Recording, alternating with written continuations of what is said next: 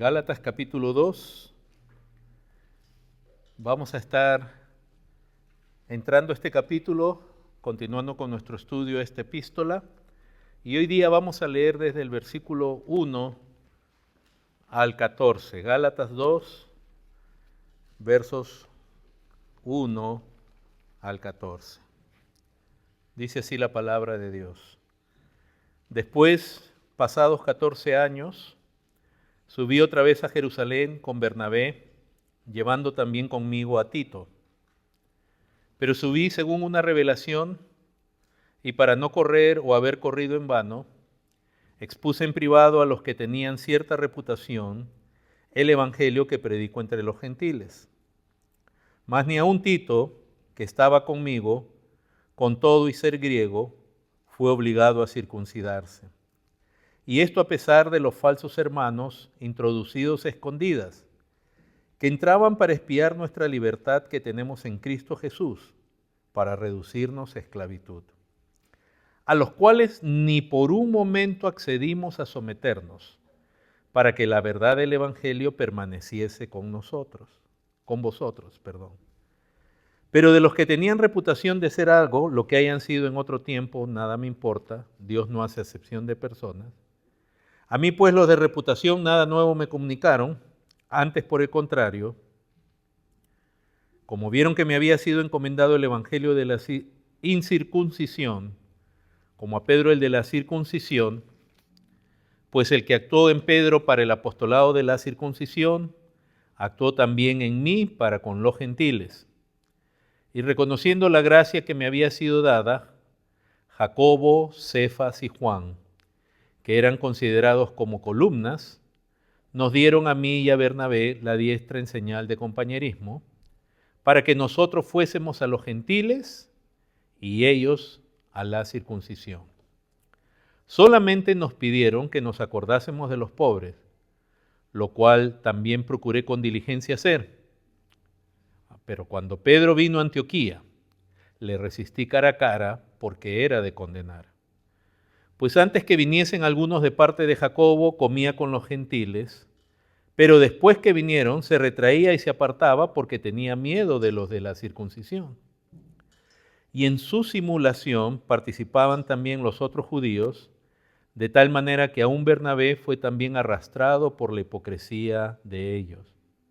Pero cuando vi que no andaban rectamente conforme a la verdad del Evangelio, dije a Pedro delante de todos: si tú, siendo judío, vives como los gentiles y no como judío, ¿por qué obligas a los gentiles a judaizar?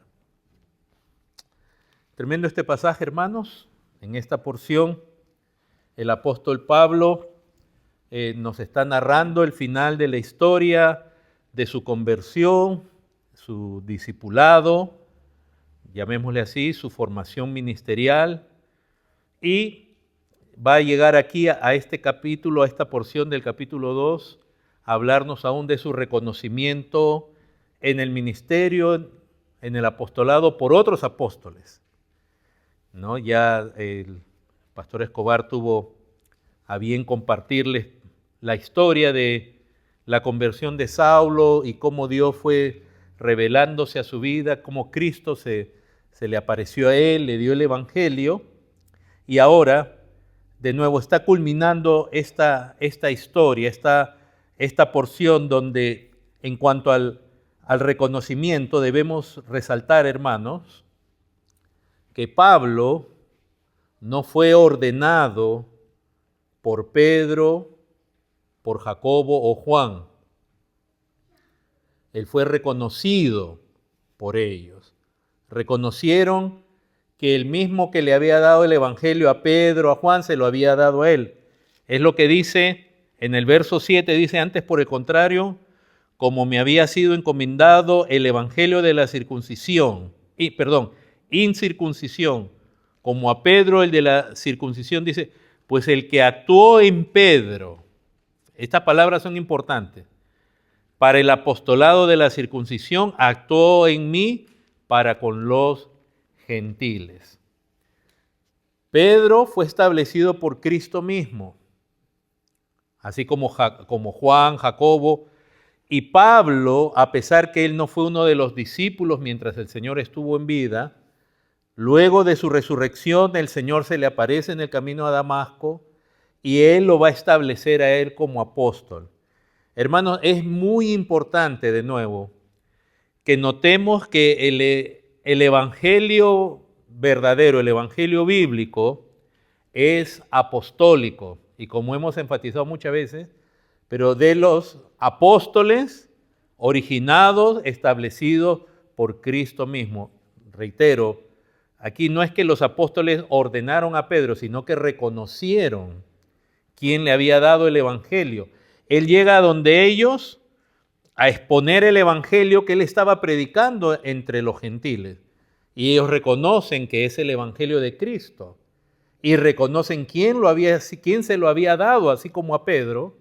Y le dan, como dice ahí más adelante, en el verso 9, y reconociendo la gracia que me había sido dada, Jacobo, hermano del Señor, Cefas, que es Pedro, y Juan, que eran considerados como columnas, nos dieron a mí y a Bernabé la diestra en señal de compañerismo para que nosotros fuésemos a los gentiles y ellos a la circuncisión. Aquí queda bien definido que los apóstoles que estaban en Jerusalén entendieron que a Pablo se le había encomendado de parte del propio Señor la predicación del Evangelio a los gentiles principalmente, mientras ellos se dirigían todavía más a los de trasfondo judío o entre los judíos.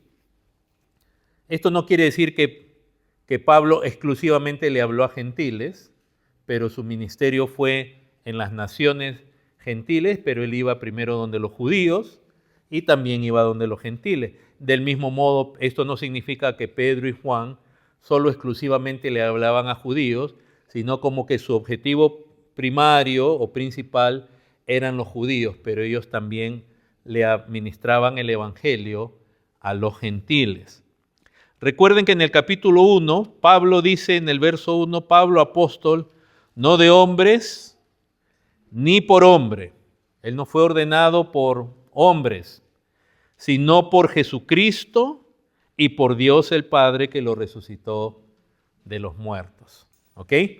Entonces, Pablo es uno de esos originales, genuinos apóstoles, de los cuales ya no hay más. Cuando murió el último apóstol, el apóstol Juan, no hay más apóstoles. El evangelio fue completado en su revelación, quedó escrito y no hay más. Eso es bien importante, es un énfasis que Pablo está haciendo, por eso está diciendo yo soy apóstol no de hombre ni por hombre, está dando testimonio de su conversión, de su llamado al ministerio, de su establecimiento y de su reconocimiento.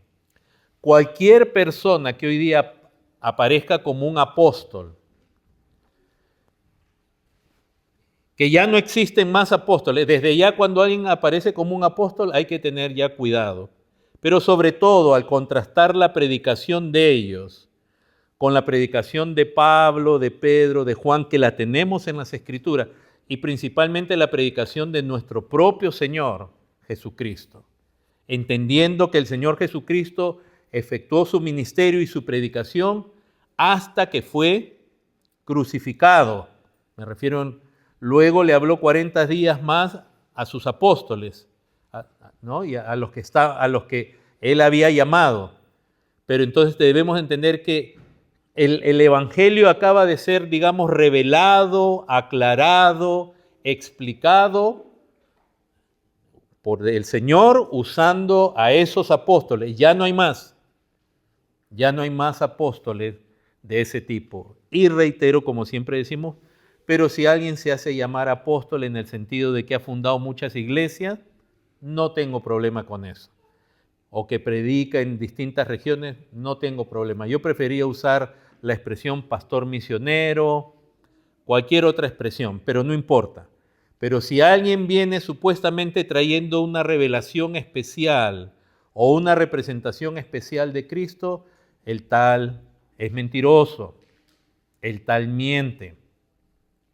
Todos esos que hoy día dicen que el Espíritu Santo se les aparece y les habla, o que Cristo se les aparece y les habla.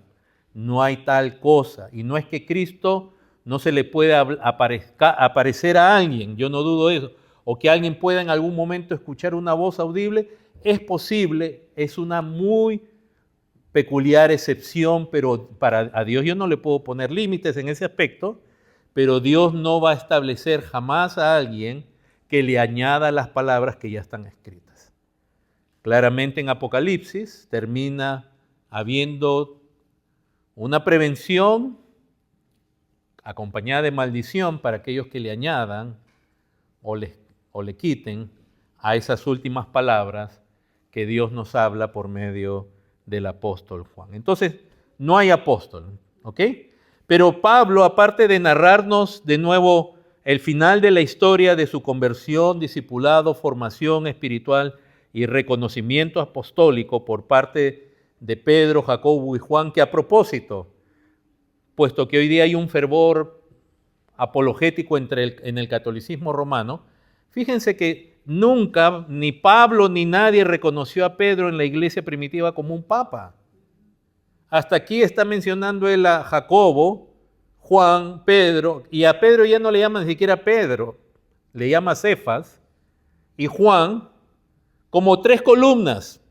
Nunca Pablo lo describe a Pedro como la piedra sobre la cual se funda la iglesia. Pablo dice en 1 Corintios 3 que la piedra, la roca, es Jesucristo. Y Pedro mismo dice en su primera carta que Cristo es la piedra escogida, la piedra principal del ángulo, escogida, preciosa, pero desechada por los edificadores, recibiéndose al judaísmo. O sea que vean en este pasaje nomás toda esa trama del catolicismo romano en cuanto a que Pedro es el papa y que todos se deben someter ahí. Ahí no hay sometimiento, lo que hay es un reconocimiento. Y es más, curiosamente, Pablo confronta al papa de ellos, porque cayó en hipocresía. O sea que es toda una construcción a través de la historia y agarrando un versículo por acá, pero perdiendo de vista que obviamente Pedro tuvo un lugar como columna, un lugar primordial, principal en el sentido de su ministerio, pero él nunca fue la cabeza de la iglesia o la roca sobre la cual se funda la iglesia.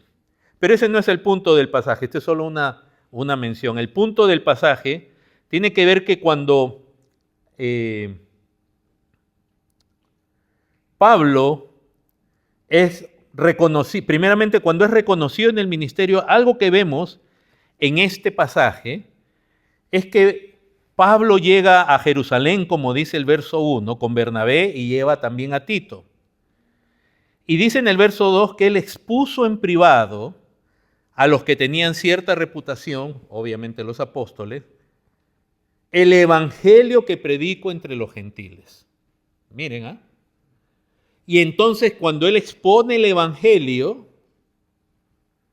los apóstoles, los 3 mencionados, seguramente la parte de la congregación en Jerusalén, reconocen que es el evangelio de Cristo, que Cristo se lo tuvo que haber dado. Y le dan la diestra en señal de compañerismo. Recuerden a los dos, tanto a Pablo como a Bernabé, pero recuerden que Pablo en los viajes misioneros, escuchen, era el que predicaba la palabra. Por eso cuando habíamos estado viendo el capítulo 13 y 14 de su viaje misionero en la región de Galacia, vimos que en una ocasión cuando los confunden con dioses en forma humana, ¿no? A Pablo lo confunden con Mercurio, dice, porque era el que llevaba la palabra. O sea, la predicación del evangelio era dada, digamos, principalmente por medio de Pablo. De Bernabé era también en ese aspecto enviado por la iglesia, y es más, tenía más antigüedad que Pablo y él había sido de gran bendición a la iglesia, se lee de él en el libro de los Hechos. Pero en cuanto a la predicación era Pablo el que, digamos, el encargado de llevar el evangelio de manera principal. Es más, en una ocasión Bernabé lo llama anteriormente a Pablo para que le ayude en la labor de establecer a la iglesia. Entonces, hermanos, se expone el evangelio y él es reconocido, ¿ok? Entonces, ¿por qué es importante esto, hermanos? Porque el ministerio apostólico de él, y en principio cualquier ministerio genuino, no está basado, no está condicionado en la persona. O sea, no se trata de decir, oh, tú eres Pablo. Ok, puesto que tú eres Pablo, tuyo es el ministerio. Sino que está basado o depende del mensaje que se predica. En otras palabras, no es lo importante la persona en sí, sino el mensaje que predica. Es decir, yo me puedo llamar apóstol, me puedo llamar profeta.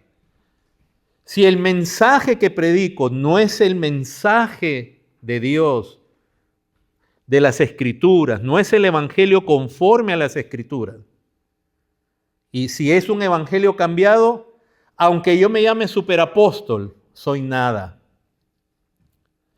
Lo importante primero es el mensaje, no es la persona. Nuevamente, volviendo al catolicismo romano, ellos dicen que hablan de la sucesión apostólica a través de papas. Y ellos hablan, porque en un periodo de la historia del catolicismo romano hubo un periodo muy oscuro, justo para los días de Juan Hus, donde hubieron varios papas. Entonces, hasta en un momento llegaron a haber 3 papas. Entonces, ¿cómo resolvieron ellos? Porque ellos hablan de una sucesión apostólica que viene desde Pedro, cuando de nuevo eso está hasta históricamente en una disputa tremenda. Pero en la historia del papado, hermano, ha habido hombres sanguinarios, ha habido hombres avaros, ha habido hombres corruptos, impíos, asesinos, guerreros. Pero ellos dicen, no, pero él es el sucesor, así que es válido. Solo para arreglar ese periodo de la historia, a 2 papas le han llamado antipapas para decir, no, es que la Iglesia Católica corrigió eso. No, pero en su tiempo ellos tenían el apoyo del catolicismo y por conveniencia de guerras y otras cosas, se cambió la decisión. Pero no es la persona. Y esto te lo digo para ti o para... Yo puedo haber sido ordenado, y obviamente yo fui ordenado, fui pasado ya 2 veces por procesos de ordenación, digamos. Pero si yo me aparto del evangelio, mi ordenación ya no vale nada, porque lo importante es el mensaje que se predica. Pero no solamente es el mensaje, sino como vemos en el capítulo 11, porque Pedro era apóstol, él conoció el evangelio, pero en este capítulo Pablo nos va a narrar que Pedro tiene un desliz en cuanto al evangelio.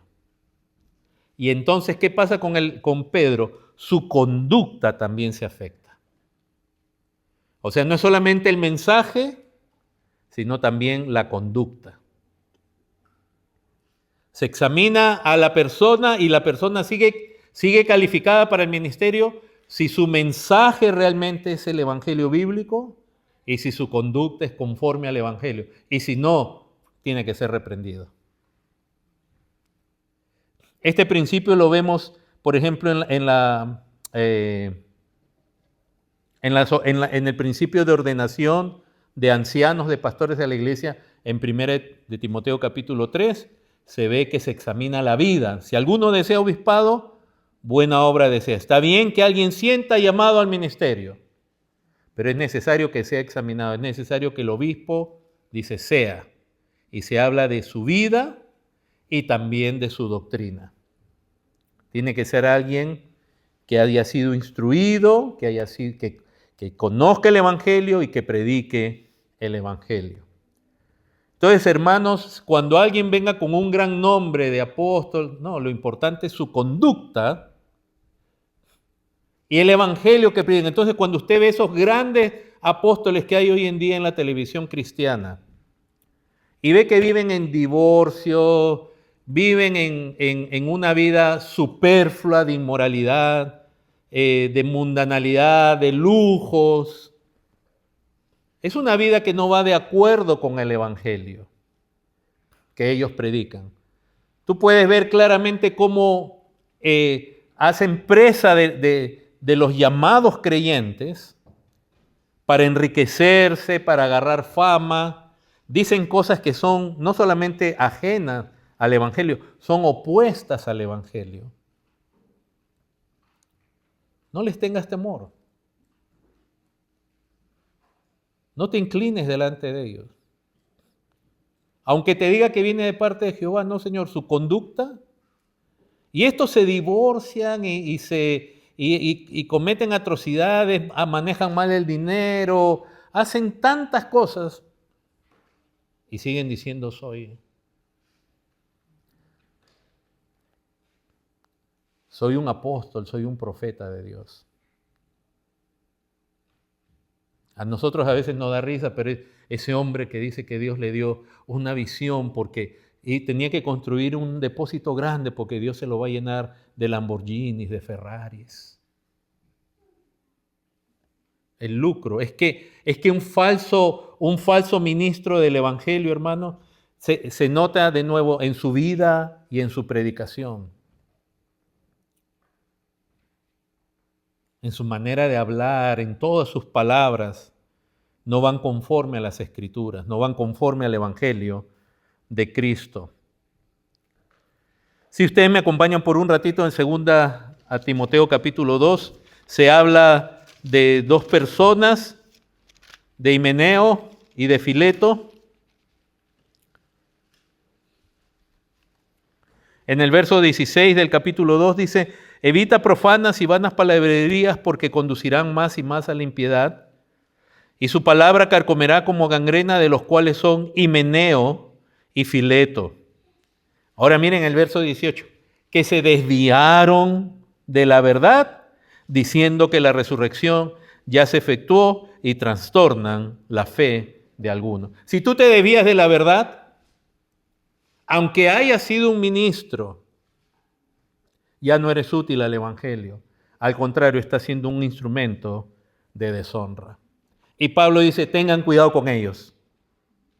Tengan cuidado con ellos. En el caso del cambio que hay en ellos, es que dijeron que la resurrección, ¿se dan cuenta que se cambia el evangelio? La resurrección ya sucedió.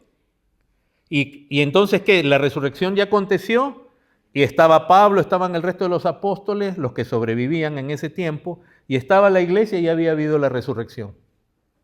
A propósito, como una mención, aclaración escatológica, con este pasaje es uno de los que se comprueba que no puede haber rapto y después haber un milenio donde quedan creyentes. No puede haber. Porque el rapto no es más que parte de la resurrección, es la resurrección, llamémosle así, de los vivos. Y si hay resurrección, tú no puedes decir que ahí va a haber resurrección y quedan creyentes en la tierra. Ese es un error, es una herejía. Tú no puedes, Himeneo y Fileto decían, la resurrección ya aconteció, pero seguía habiendo iglesia en la tierra. No, no puede haber. La resurrección es el acto final donde Cristo viene con los que han dormido con Él, como dice en 1 Tesalonicenses 4, los resucita y junto con ellos, a los que están vivos, los arrebata, los transforma también para que así todos los redimidos de toda la historia estén con Él ya con cuerpos resucitados y glorificados para siempre. No puede haber rapto y quedar acá gente convertida o por convertirse. Si quedara, ¿cómo lo salva después? Si ya hubo una resurrección, ¿qué hace con los que se convierten en el supuesto milenio tal como el dispensacionalismo lo enseña? ¿Ahí tiene que haber otra resurrección? Si ya hubo, no puede ser. Pero ese no es el tema de nuevo. Ese es un comentario aparte. Entonces, hermanos, Mientras Pablo, volviendo a Gálatas 2, nos narra entonces su reconocimiento apostólico en el Evangelio, también nos va a narrar, porque él viene a exponer el Evangelio y es reconocido, pero él también nos va a narrar algo muy triste, de lo cual él fue testigo, que algunos genuinos ministros se deslizaron del Evangelio a causa de la presión que ellos experimentaron. Entonces, hermanos, Pablo no solo recibió el Evangelio, sino que tuvo que ser muy valiente para perseverar en ese Evangelio, para preservarlo. Y no solamente fue para él, sino para bien de la iglesia, porque al final del versículo 5 dice, para que la verdad del Evangelio permaneciese con vosotros.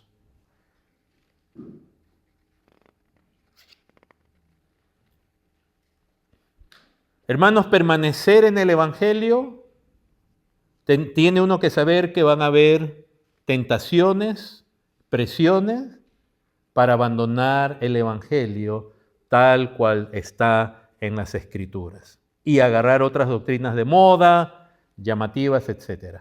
Fíjense primero, ¿dónde es que ocurre este daño, este cambio al Evangelio? ¿Dónde es que comienza este poco de levadura? Verso 1, después, pasados 14 años, subió otra vez ¿a dónde? En Jerusalén, hermanos, donde estaba la sede de la principal sede de la iglesia de las primeras décadas en el Nuevo Testamento. A propósito, hoy día no sé, he venido con esas balitas del catolicismo. A propósito, Jerusalén fue la sede principal del cristianismo. No era Roma. Eso de que la sede principal es Roma es otro invento. Es en Jerusalén y luego la segunda ciudad que se establece como una sede importante de la iglesia del primer siglo y de los siglos siguientes fue Antioquía de Siria. Roma también lo llega a ser, pero nunca se vio en la antigüedad, nunca se vio ni al obispo de Roma ni a la iglesia en Roma como la sede principal del cristianismo. Ese es otro invento histórico. La historia no muestra eso. Y ni siquiera los escritos de ese periodo del Nuevo Testamento y aún de los padres de la iglesia, como Clemente y otros, ni siquiera muestran que el obispo de Roma era la figura principal. Pero volvamos al pasaje. En Jerusalén, hermanos, es que llega. Es en el corazón de la misma iglesia, de la iglesia verdadera, que se introduce esta sutil presión para cambiar el evangelio. Siempre ha sido así. Y son verdaderos ministros los que van a ser tentados, presionados, manipulados y seducidos a cambiar el evangelio. Por eso acá se va a mencionar a Bernabé, a Tito, a Pedro. Se está mencionando a genuinos creyentes. Y va a ser Pedro en el verso 11. Pero cuando Pedro vino a Antioquía, le resistí cara a cara porque era de condenar. Pedro, y dice en el verso 13 que aún Bernabé fue arrastrado por la hipocresía de ellos. Dos genuinos creyentes, uno un verdadero apóstol. Así que si también le dicen que Pedro es el Papa, el primer Papa, no es tan infalible como nos dicen que es. Porque son hombres, aún los apóstoles son hombres. Lo que es válido de ellos, que es inerrante y autoritativo, es la palabra de Dios que ellos dieron. Nosotros no decimos que Pablo como persona o Pedro eran infalibles, intachables, aunque obviamente por la gracia de Dios Dios lo preservó en una integridad ejemplar Y en Pedro vemos varios errores. Pero el énfasis, la inerrancia está en el mensaje, porque fue dado por revelación. Y verdaderos ministros, hermanos. Ahora fíjense, si los líderes son influenciados, son movidos del verdadero evangelio, ¿qué va a pasar con la iglesia? También. Pues primero llegan a los líderes. Y ellos mismos van a guiar a la iglesia. Con varios de ustedes, conversando, me han contado cómo sus iglesias en un tiempo estaban caminando bien a la luz del evangelio, hasta que llegó una moda apostólica, profética, lo que sea, de confesión positiva, de lo que fuera, de prosperidad, de liberación de demonios y maldiciones generacionales, cualquier cosa que no es conforme al evangelio. Y cuando el pastor o los pastores lo creen, van a conducir a toda esa iglesia a ese error. Y a los verdaderos creyentes lo único que les toca es, después de haber tratado de corregir eso, si los pastores siguen en ese error, lo único que les toca es salir de ahí. Porque uno no puede permanecer donde se predica el error. No quiere decir que uno deja de amar o de orar por esas personas o buscar si hay una oportunidad, pero uno no puede seguir ahí.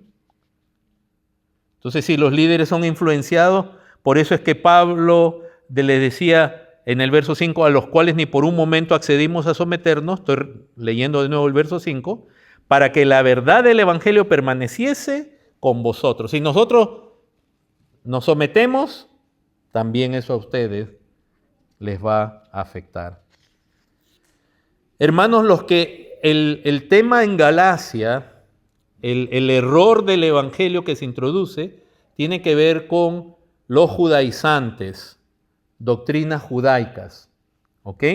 Ese es el tema de Galacia. Permítanme hacer simplemente una aplicación a lo que pasa ahora. Lo que voy a decir ahora no es lo que pasaba en Galacia. En Galacia fue la mezcla del judaísmo, de enseñanzas del antiguo pacto, con la gracia de Dios por medio de Cristo en el Evangelio. Fue una mezcla sutil, fue una presión fuerte y algunos cedieron en varios aspectos. Y ahí se contamina el Evangelio. No quiere decir que ya se llega a una herejía necesariamente profunda, pero si se sigue en eso va a llegar ahí. Por eso Pablo más bien a Pedro le llama la atención y le dice, oye, si tú vives como gentil, etcétera. Después vamos a ver la reprensión claramente. Pero actualmente, como una aplicación actual, ¿qué se hace para influenciar a los líderes de las iglesias? Se hacen congresos donde se invitan a los líderes, donde se les va a revelar verdades que la iglesia no conocía por 2000 años. Pero ahora en este movimiento apostólico, profético o lo que sea, ahora sí. Así, o sea que la iglesia estuvo muerta, dormida, o sea que Agustín de Hipona, Clemente, Ireneo, los apóstoles, Martín Lutero, Calvino y todos, John Wesley, todos estuvieron.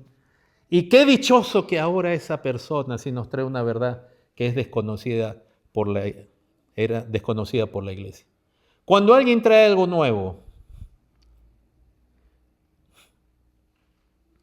entonces en congresos muy fastuosos, de mucho gasto, de mucha pompa. Y a los pastores, a los líderes de las iglesias, ¿qué se les ofrece? El éxito ministerial. Pasar de ser un simple y humilde pastor que sirve a hermanos a ser un apóstol, a ser un profeta, a alcanzar otro nivel. Allá no vestir ropas humildes, sino, no voy a decir marcas porque a mí no me pagan por hacer publicidad acá. ¿Ok? Entonces, wow, a otro nivel. ¿Y cómo mides tu prosperidad? Ahora el carro que manejas. Y de pronto hasta viajas en avión privado. Y entonces nos cogen muchas veces por la misma avaricia. Porque es cierto que en la vida pastoral hay momentos que se pasa estrechez, dificultades. Pero te ofrecen nuevos niveles de gloria para ti y para los que te siguen. Por eso el falso evangelio realmente no busca la gloria de Cristo, sino que Cristo es un medio, es utilizado para que los hombres alcancen un nivel de gloria. Cristo baja a ser de nuevo solo un sirviente para que nosotros nos elevemos. En estos congresos se ofrece temas de crecimiento de iglesia que es tan tentador para un pastor, porque de pronto un pastor ve y dice, caramba, somos pocos gatos acá, que a las justas maullamos y no, yo quiero tener una iglesia 300. ¿Y por qué te vas a medir, hermano? Tú visualiza una iglesia de 500 miembros. Y entonces, ¿quién se te ofrecen métodos, técnicas, mensajes para hacer crecer la iglesia, entre los cuales el método más preferido, consíguete un buen grupo de alabanza, bien rock and roller, buenas luces psicodélicas, un buen equipo de sonido, mira, no te bajes de 2000 watts, porque en la música se revela la gloria. Y yo ya les he dicho la vez anterior, una de las mayores tragedias del cristianismo de ahora es identificar la presencia de Dios con la música. Eso viene del paganismo. No quiere decir que yo no me puedo alegrar delante de Dios y la música ha sido creada por Dios. Pero ¿por qué tú no experimentas ese mismo gozo tu corazón cuando lees la Escritura? ¿Por qué tiene que haber una música y saltar? Y todos esos, de nuevo, son estados de euforia, saltando y con las luces, tu cerebro está... Si a nosotros nos dicen todos los especialistas que a los niños no se les debe dar celular ni tableta, porque se estimula mucho la reacción rápida, la dopamina, la respuesta rápida a la luz, y entonces después lo único que le da placer es el teléfono,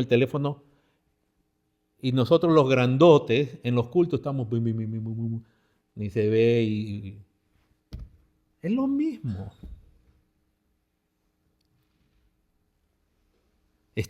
Nos drogan, pero con nuestras propias drogas que producen nuestro cerebro, con ese estímulo, la música. Tum, tum, tum, tum, tum, tum.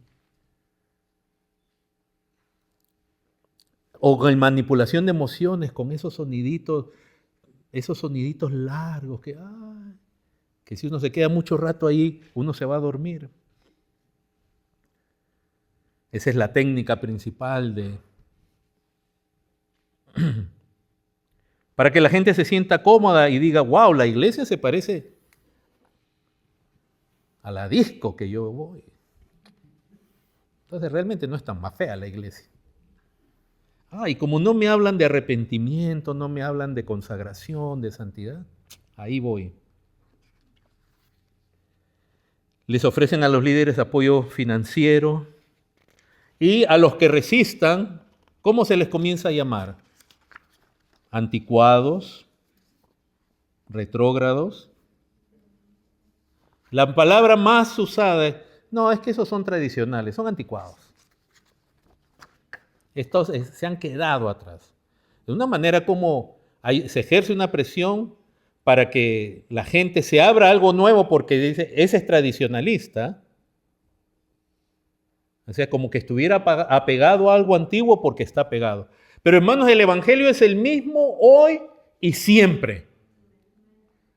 Si el Señor viniera en 3000 años, el Evangelio es el mismo. Usaremos distinta ropa, etcétera. No sé qué idioma hablaremos. Y no estoy diciendo que el Señor va a venir en 3000 años. No me malinterpreten, no me pongan profecías en mi boca. Estoy diciendo, si viniera, el Evangelio es el mismo de hace 2000 años, de hoy y para siempre.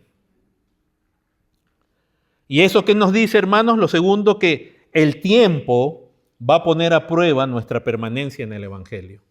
Porque cuando uno al comienzo lo recibe genuinamente y uno está gozoso y es Cristo y la salvación, pero aquí en el verso 1 dice pasaron 14 años. Y después de 14 años,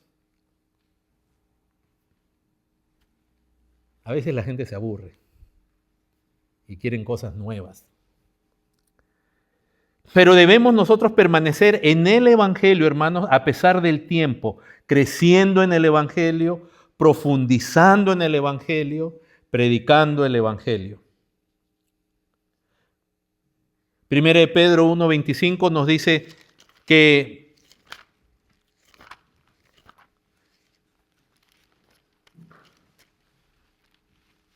nos dice lo siguiente en el versículo 25, dice, mas la palabra del Señor permanece para siempre. Y esta es la palabra que por el Evangelio os ha sido anunciada. Esa palabra permanece para siempre. El Evangelio no cambia, hermanos. ¿Puede cambiar la cultura? Claro. Mañana esta cultura en su idolatría puede adorar otras cosas, como ahora se adora al yo, tú. Se puede adorar el materialismo que se adora ahora, etc. Pero la palabra de Dios permanece para... Es la misma. Es la misma. Hoy día en la lectura bíblica, ¿qué vimos? Moisés hablándole a la nueva generación, la que está a punto de entrar en la tierra prometida. Habían pasado casi 38 años, 40 años, del castigo. Muchos eran chiquitos cuando sus papás fueron sancionados, o chiquitos o menores de 20 años. Y otros habían nacido en el desierto, ¿verdad? Y van a entrar, esta es una nueva generación. ¿Y qué le dice el Señor a la nueva generación? Le dice, olvídense, sus padres eran unos viejos anticuados. Ya no van a ser 10 mandamientos, ahora necesitamos solo 6, les dice Moisés. Porque ese es de la otra generación antigua. Lo mismo, la misma ley aplica para ti. Es más, y el Señor dice, yo ya la di. O sea, por medio de Moisés dice, esto es lo que yo ya di, y se los da a ellos. Y esa misma ley que Dios dio, ¿saben por cuánto tiempo les tuvo que servir? 1500 años. Hasta que vino el Señor. Y la ley moral, los 10 mandamientos, en ese aspecto sigue vigente. 3500 años después de Moisés. Y se dice muy fácil, 1500 o 3500, pero es bastante tiempo. Y la palabra... Pero nosotros a veces queremos modas, queremos algo nuevo. Israel también estuvo expuesto, hermanos, en cuanto a la palabra de Dios, el evangelio que fue dado para ellos en ese contexto del antiguo pacto. Porque el antiguo pacto es ahí tenemos el evangelio y también obviamente tenemos leyes civiles para ellos como una nación, que no aplican a nosotros porque no somos una nación. Pero los sacrificios, el sacerdocio y todo ello anunciaban el evangelio tipológicamente. ¿Ok? Sin embargo, Israel, como nación, como pueblo de Dios, pasó por momentos también de desobediencia a lo que Dios había dicho. Hay distintas ocasiones registradas en la historia, en las Escrituras, donde Israel, conociendo la ley, la abandona. Hay otros periodos más tristes todavía, si se pudiera decir, o igual de tristes, muy tristes, donde hubieron periodos donde Israel ignoraba, desconocía la ley, como en los días de Josías. Encuentran un rollo en el templo, reparando el templo, y no sabían qué era, y era el libro de la ley. Imagínense. Entonces es muy malo descuidar la palabra de Dios. A veces se abandona. Viene un líder como vino Jeroboam y te dice, mira Israel, acá Dios te está diciendo ten cuidado con la idolatría y él te dice, acá están tus dioses y tengamos un nuevo sacerdocio, ministros que toquen chévere, que acá viene el sabor, te pongo pues no tienes que ir hasta Jerusalén, te voy a poner ídolos más cerca de tu casita, ¿por qué tienes que ir hasta allá? Y entonces ahí adora. Y eran dioses falsos. Y esa nación que cayó en adorar dioses falsos, jamás se recuperó. Las 10 tribus del norte jamás volvieron a tener ni siquiera un avivamiento. Por la gracia de Dios, los descendientes de ellos han sido salvados, justamente incluyéndolos en la salvación, como se ha hecho con los gentiles, y me refiero a los samaritanos, como el caso de la mujer samaritana, y después Felipe predicando en Samaria en Hechos capítulo 8. Entonces Israel también tuvo periodos de desobediencia, de ignorancia, pero también tuvo periodos de avivamiento. ¿Saben cuáles eran los periodos de avivamiento de Israel? ¡Hey, traigan a Wick! Venció, Cristo venció. No. ¿Saben cuáles eran los periodos de avivamiento en Israel? La ley, la palabra de Dios. Los días de Josías. ¿Qué tal Esdras? Todos lo vemos eso con periodos de avivamiento y era un despertar a la palabra de Dios. Oh, cómo Dios le concedió por su gracia y su bondad líderes, profetas, hombres de Dios como Samuel. En tiempos que la palabra de Dios escaseaba, no había visión con frecuencia. Y Dios llama a ese muchacho y ese muchacho se mantiene firme a pesar que todos los que debían ser ejemplo para él estaban en una inmoralidad tremenda. Y lo mismo es con la iglesia, hermanos. La iglesia también a veces quiere cambiar el evangelio. Lo peor es cuando la iglesia misma ignora el evangelio por estar atendiendo a tantos mensajes, como ya he dicho en alguna ocasión, que son bíblicos, son tomados de la Biblia, pero escasean del evangelio.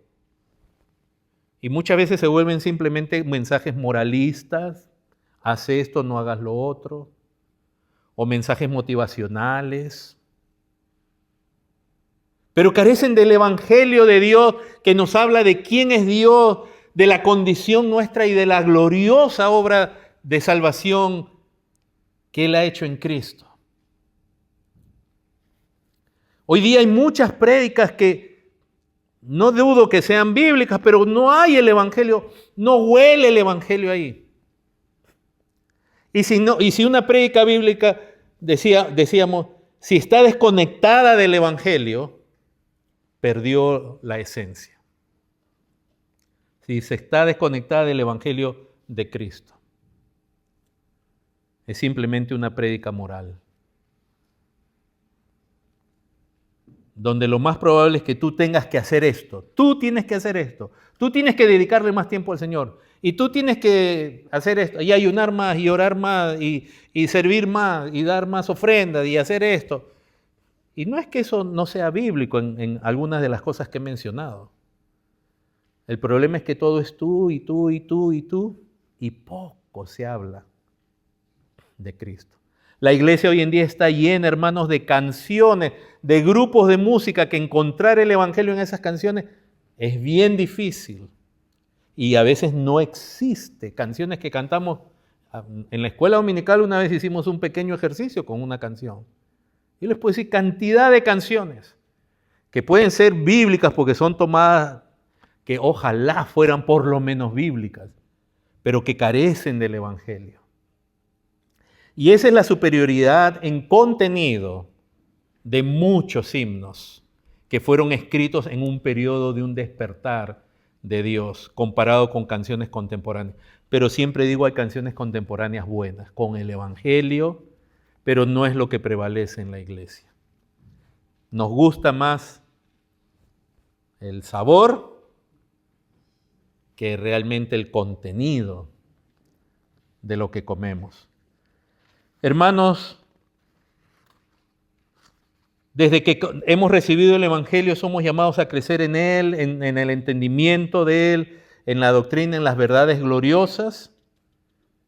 Y en ese aspecto vamos a experimentar nosotros un cambio, no un cambio del evangelio, sino que más bien en nosotros de conocerlo más. Pero otra cosa es cambiar el evangelio. O sea que de que vamos a cambiar, si tú sigues no solamente creyendo y entendiendo lo mismo que creías hace 20 años y no has progresado un poco en el evangelio, estás en problemas.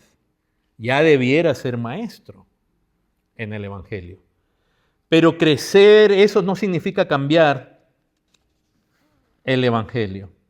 Entonces, muchas veces a lo largo del tiempo, a veces líderes y creyentes en las iglesias se aburren del Evangelio, como Israel se aburrió del maná, o desean oír algo nuevo, como dice 2 Timoteo 4:3, teniendo comezón de oír, se amontonarán maestros conforme a sus concupiscencias. O sea, la gente tiene deseos y este Evangelio parece que no me lo está dando.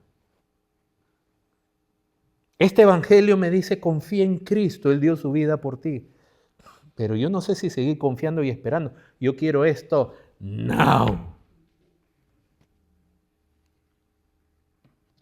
Y en este otro Evangelio que predica tal apóstol o tal predicador, si yo creo y confieso positivamente, lo voy a tener. Entonces, eso de seguir confiando en Cristo, ese es anticuado. Me voy por, entre comillas, lo seguro, porque tengo estos deseos.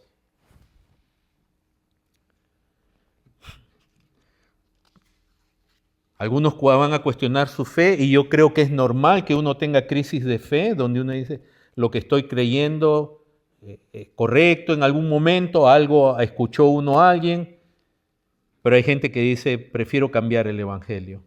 Otros se decepcionan de los problemas en la iglesia, es cierto, y por eso es malo cuando en la iglesia hay problemas y algunos dicen, mejor me voy, y otros se cansan de las pruebas.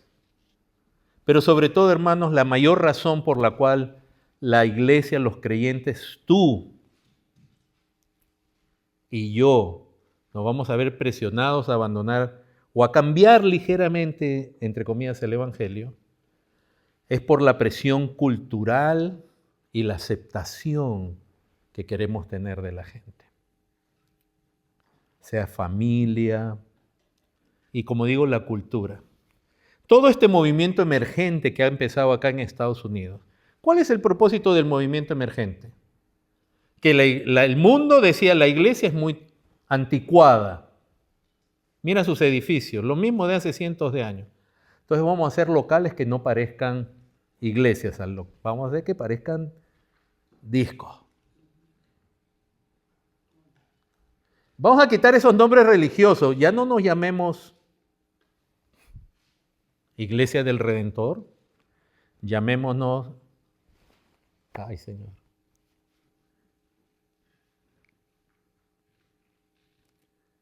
todos esos nombres, para que la cultura no rechace. Y entonces salen teólogos, filósofos de ese movimiento, y yo recuerdo haber leído alguno de esos libros, donde te proponían que hay que alcanzar al que no está congregándose, al que no tiene iglesia, hay que alcanzarlo. ¿Cómo? Y esa es la manera.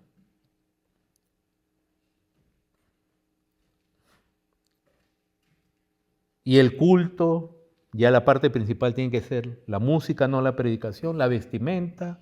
Ayer veía, me dio tanta pena, porque en este caso yo no podía creer que una de las sectas más tradicionales y más grandes en el mundo, una secta, llamémosle secta cristiana porque supuestamente hablan de Cristo, pero tienen mezcla de la ley. Pero una de las más tradicionales han sacado una publicación donde sale, yo supongo que es el pastor con un pantalón apretadito, una camisa apretadita, en tenis, con el pelo medio así. ¡Hey, ven a congregarte! Su iglesia, no tienen, han totalmente renunciado a su herencia. Ahora se llaman crosswalk nada más. Vente aquí y te dicen, aquí no vas a ser juzgado por lo que piensas, ni por cómo vistes. Y todo es... Aquí hay café y también damos donuts. O sea que, ¿se dan cuenta que es como una estrategia de marketing? Donde el evangelio no es lo importante. Y vivimos en una cultura donde es cierto, la gente se aburre. Entonces, esa aceptación de la cultura, y no es que tenemos que ser anticuados, pero el evangelio no puede cambiar. ¿Cómo es introducido el error? Dice en el verso 4, esto a pesar de los falsos hermanos, introducidos a escondidas. La palabra griega para ellos es pseudoadelphos, alguien que pretende, que profesa ser un cristiano, pero realmente no tiene el conocimiento y la piedad que ello implica. Pablo se menciona a ellos en 2 Corintios 11, dice que él anduvo en muchos peligros, en el capítulo 11, verso 26, entre falsos hermanos. Entonces, ¿dónde entra el error? A la misma iglesia, en este caso era Jerusalén, a líderes genuinos, se los quiere agarrar, si ellos cambian va a cambiar todo. ¿Y quiénes son el medio de traer este error? Falsos hermanos. Dice ahí, introducidos a escondidas, verso 4. Es decir, secretamente, los demás no se dan cuenta. Nadie se da cuenta que es un falso hermano, parecen verdaderos. Yo les he comentado el caso de varios predicadores de hoy, sobre todo algunas predicadoras, entre comillas, bien famosas, que ellas comenzaron bien conservadoras, bien ortodoxas, bien del evangelio, y hoy día, una vez que agarran fama, sale a relucir quiénes son. Se introducen a escondidas. Quizás ellas mismas ni estaban conscientes de que un día iban a cambiar, pero ya cambiaron. Y hoy día no predican lo que predicaban. Entonces son introducidos a escondidas. Hermanos, y yo entiendo, porque los pastores y los creyentes somos susceptibles a esta clase de intromisión, porque primero somos llamados a amar. O sea, viene una persona y amamos a todos. Segundo, nosotros no somos Dios, no somos quien para ver el corazón, si una persona es genuina o no. Nosotros dependemos más de lo que la persona profesa, decir yo soy cristiano, y de la manera que vive, pero nosotros no conocemos más allá. Y en cierta manera entonces nosotros no somos tampoco mal pensados, no andamos recibiendo a alguien y que ha venido, ¿será o no será?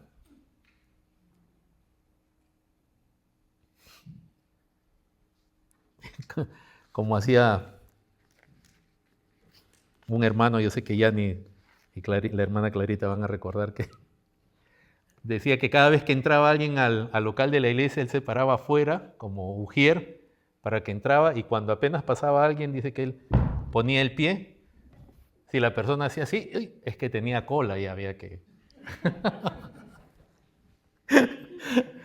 No podemos realmente hacer eso. No sabemos a veces, ¿verdad? Solo Dios conoce. ¿Recuerdan Judas? Estaba en medio de los 12. ¿Y quién? El único que sabía quién era? El Señor. Los demás, uno de ustedes me va a entregar. Los genuinos decían estaban preocupados de ellos ser. No sospechaban que Judas, y más con ese nombre tan bonito que le habían puesto a sus padres. Judá, alabanza. Anyway, dice, entonces hermanos, y a veces los mismos creyentes, los mismos pastores tienen una falta de conocimiento del evangelio, que viene alguien, se lo cambia y ahí muerden, ¿no? Entonces, hermanos, no es tan fácil. A veces la tentación va a venir, pero lo que quiero que vean es que estos falsos hermanos dice que entraban para espiar nuestra libertad que tenemos en Cristo Jesús. Fíjense, para el falso ministro, para aquellos que cambian el evangelio, Cristo no es suficiente. Tú tienes que hacer algo más para estar bien con Dios, para recibir el favor de Dios. Tú tienes que dar tu diezmo, tu ofrenda, para demostrar fe, y entonces Dios puede obrar en tu vida. Eso no es el evangelio. Perdón, eso viene de Satanás mismo. Que tiene te presenta otro Dios que recompensa al hombre. O sea, Dios nos debe algo. Nosotros podemos comprar el favor de Dios con una ofrenda para que nuestros hijos sean salvos o dejen las drogas.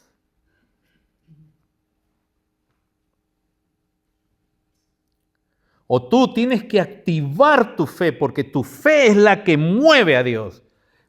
¿de qué Dios es ese? Y entonces agarran un versículo por aquí y dice, creí por lo cual hablé, y no tiene nada que ver, pero para el indocto y sobre todo para el que tiene esos deseos de grandeza, no tiene nada que ver. Para ellos, entonces, que la gente tenga realmente gozo, plenitud en Cristo, libertad en Cristo. No. En este caso particular, puesto se trata de judaizantes, ellos veían a los cristianos y decían, no puede ser que ya en Cristo hay algo de la ley que todavía tiene que aplicar a ellos. Particularmente tienen que circuncidarse.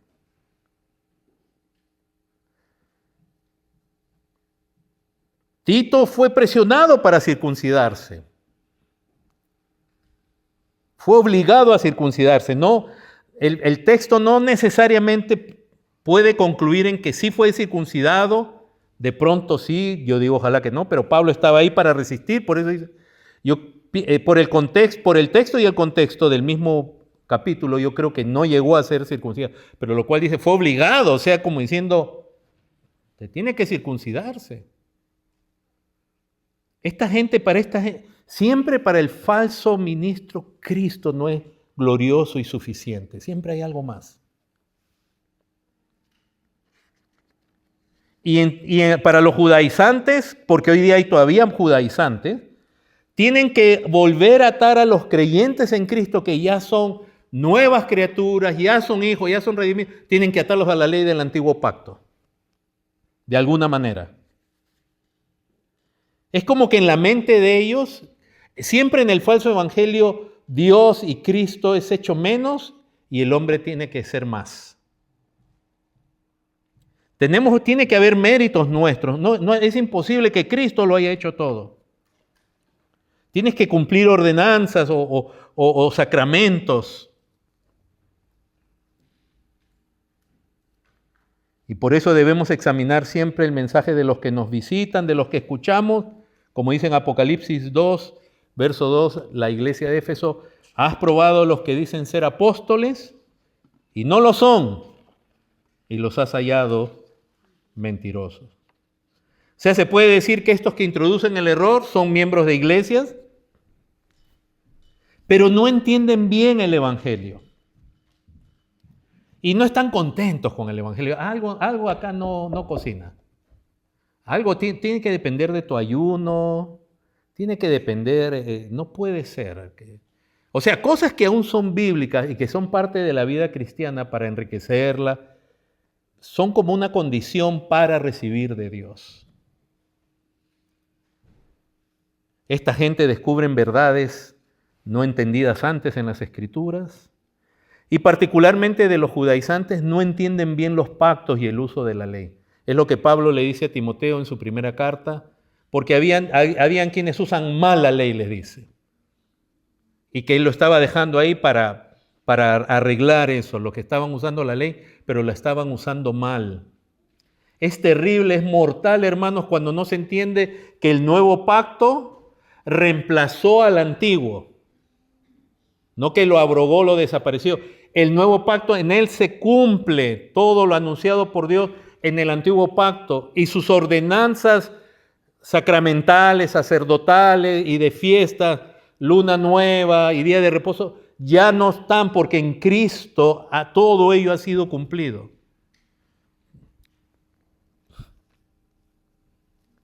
Aquí el punto que sobresalta a Pablo es la circuncisión. Ahora, hermanos, estos venían de parte de Jacobo, eran judíos. Como judíos yo mismo no tengo posición a que al día de hoy un judío se circuncide, porque esa fue la ordenanza de Dios para Abraham, para sus descendientes. O sea, yo no creo que peca si se circuncida un judío, pero tampoco no gana ni un gramo ni un ápice en cuanto a la salvación. Es una ordenanza para sus descendientes, es una característica de ellos como parte del pueblo. Pero a los gentiles, salvo que veamos en ello un beneficio médico para los niños, etcétera, se puede practicar también, pero no tiene nada que ver con la salvación. Y ni aún en el Antiguo Testamento, porque la circuncisión no era para salvarlos, La circuncisión era para la identidad, porque ningún pueblo en la tierra se circuncidaba, solo los judíos. Y si fuera así, el mismo Señor no hubiera tenido que decirles a ellos que se circunciden, pero de corazón. La verdadera circuncisión es de corazón. Y es por el de espíritu, dice Pablo, no es de la letra. Entonces esta gente, los judaizantes aquí no entienden bien los pactos. ¿Y cuál debe ser nuestra respuesta ante el error? Y así terminamos rápidamente. Primero hemos visto la presión puede ser muy grande a dejar, apartarnos un poquito el Evangelio, a mezclarlo un poquito. Entonces es un hecho, hermanos, que vamos a ser visitados por gente que predica otra cosa. En algún momento alguien nos va a hablar, nos va a decir, te invito a mi iglesia, y como a nosotros nos gusta siempre ser buena gente y etcétera, vamos a veces y de pronto ahí escuchamos algo. Pero y aún de entre nosotros mismos, en el corazón de alguno de nosotros puede salir el error, que es lo que Pablo exhortó a los ancianos de Éfeso cuando los llama y les dice, de aún de en medio de vosotros saldrán lobos rapaces. Los ancianos. O sea, puede venir de afuera, puede venir de él. Preocúpate que no venga de ti, de dentro de ti mismo. Y aparte, hermanos, que de verdad no es fácil siempre perseverar a veces en pruebas. Pasamos pruebas, ¿verdad? Distinto tipo, de salud, tenemos familiares que no convertidos, situaciones, tenemos deseos también, y siempre en el cambio del Evangelio se nos ofrece satisfacer. El cambio del Evangelio, hermano, nos lleva a hacer algo tú para cumplir tus deseos. Algo profético, algo. En el verdadero Evangelio se nos dice, tú has sido ya adoptado por Cristo y has sido bendecido con toda bendición espiritual, confía en Él. Debemos resistir, por eso Pablo dijo, a los cuales ni por un momento accedimos a someternos, no comprometer la verdad del Evangelio, y no importa si otros con reputación ceden a la presión.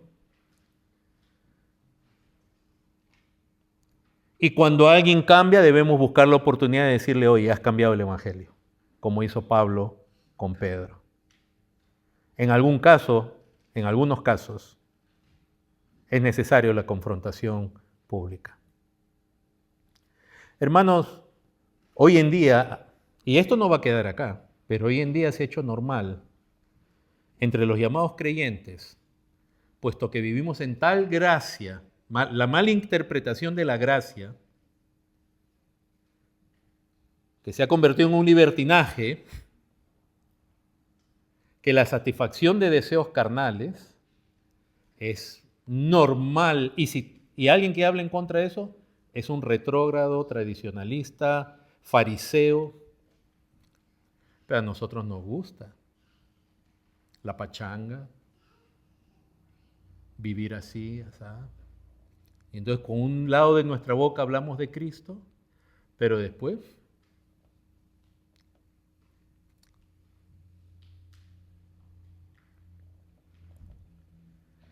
pero los que cayeron bajo el error fueron algunos, gracias a Dios no siempre son todos. Pedro en este caso, aunque tenía reputación, cayó lamentablemente. Él se dio y se manifiesta en su carácter de la integridad, de ser un hombre íntegro. ¿Qué quiere decir? Que él era como era ante Cristo, cayó en hipocresía y se afectaron sus relaciones también, porque ya no se juntaba. Ya no comía con los gentiles, verso 12. Antes que viniesen algunos de parte de Jacobo, comía con los gentiles, pero después que vinieron se retraía y se apartaba porque tenía miedo de los de la circuncisión.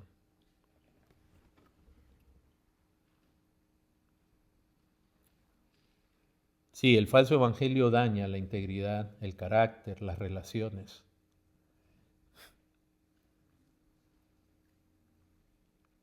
La gente es usada.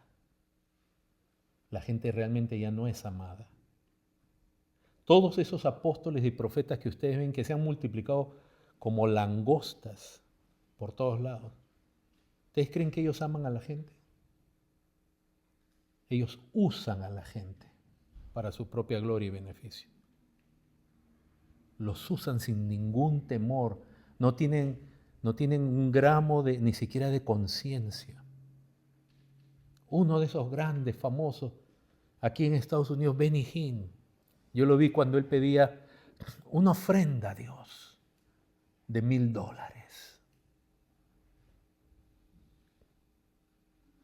¿Usted cree que él ora siquiera por uno de ellos?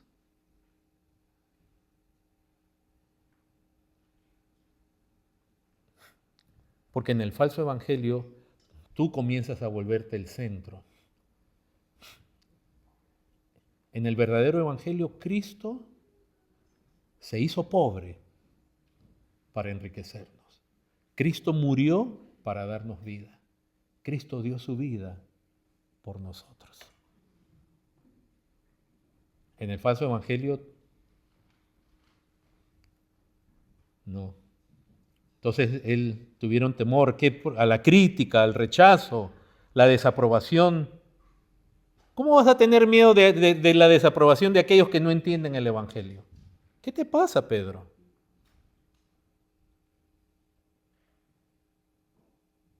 O sea, ten temor de cuando te eres reprendido por un genuino siervo de Dios o exhortado, ¿verdad? Pero hay gente que no entiende el evangelio. ¿Por qué tienes que tener temor? ¿Qué tienes que tener temor? No importa que tengan millones de dólares y fama y todo eso. Y Pedro le da un mal ejemplo a Bernabé, porque dice claramente que en su simulación, verso 13, participaban también otros judíos, de tal manera que aún Bernabé fue también arrastrado por la hipocresía de ellos. ¿Se dan cuenta cómo se arrastra a otros? Yo no quiero que tu vida, mi vida, arrastre a otros. No hay peor cosa que tener miedo de los hombres. A mí no me importa, hermano, sinceramente. Hoy está de moda tantas cosas en la iglesia. Esa música semimística, rockera, que hace entrar a la gente a la presencia de Dios. Eso no es. Esa no es la presencia de Dios. Eso es lo que hace la música en cualquier persona aún no regenerada.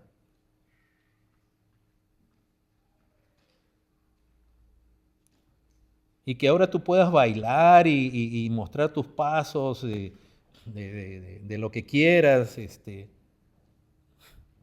ese es el libertinaje de ahora. O sea, no hay separación con el mundo. Entonces hoy en día, y así cierro, ese miedo a los hombres le hizo perder su perspectiva de aquel a quien sí le iba a dar cuentas y de los hermanos a los cuales él debía amar y servir. Hoy en día hay una presión cultural muy fuerte, como siempre lo hubo, intelectual, filosófica, política, de crecer más, de mantener la aprobación y no ser juzgados. Son presiones muy fuertes, hermanos. Yo confío que Dios nos libre de ello. Les invito a ponerse en pie.